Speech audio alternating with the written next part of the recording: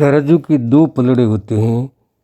यदि दोनों का संतुलन होता है तो वस्तु मापक सुई मध्य में अवस्थित हो जाती है। यदि संतुलन नहीं होता है तो वस्तु मापक सुई भारी वस्तु की ओर झुक जाती है। मनुष्य की भी यही स्थिति है।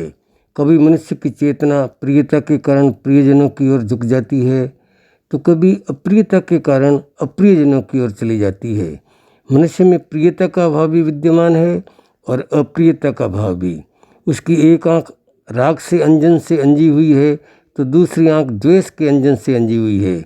कभी वह अनुराग की दृष्टि से किसी को देखता है तो कभी विराग की दृष्टि से देखता है, किंतु एक तीसरी आंख भी है और वह है मध्यस्थता की आंख। योग में तृतीय नेत्र का बहुत महत्व है, किंतु व्यवहार जगत में व्यवहार को चलाने के लिए तीसरा नेत्र है मध्यस्थ अनुप्रेक्षा। इसका अपना महत्व है। संघर्ष का उत्स है पक्षपात। जहाँ पक्षपात होता है वहाँ वैषम्य होता है, शोषण होता है। देश में जितनी रक्त क्रांतियाँ हुई उनमें एक मुख्य कारण यह भी रहा। मानव जाति ने सदा ही न्याय की वांछा की। जब जब मनुष्य को कोई न्याय नहीं मिला तब तब उसे अत्याचार, अमनासिकता, गरीबी और बेरोजगारी का शिकार होना पड़ा। इसीलिए सारा न्यायशास्त्र की भावना के आधार पर विकासशील बना। बड़े बड़े प्रबुद्ध चिंतकों ने इस न्याय के आधार पर ही मानवीय एकता को सुरक्षित रखा।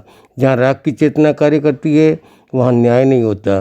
जहाँ द्वेष की चेतना काम करती है वहाँ भी न्याय नहीं होता। न्याय वहाँ होता है जहाँ न राग है और न द्वेष है, केवल तटस्थता है। तटस्थ व्यक्ति वह होता है जो केवल जानता है, देखता है, प्रियता और अप्रियता का संवेदन नहीं करता।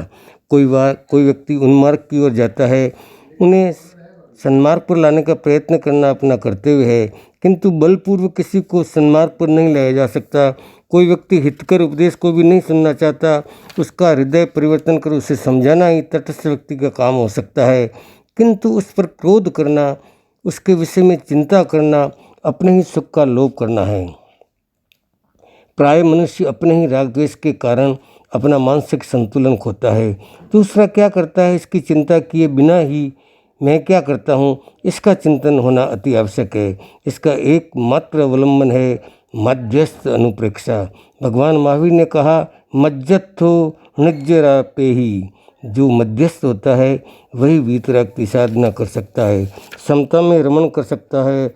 जिसने ऐसा अभ्यास किया उसने फलस्वरूप में पाया मानसिक शांति, जीवन की समस्याओं का समाधान, अनावश्यक चिंता से मुक्ति।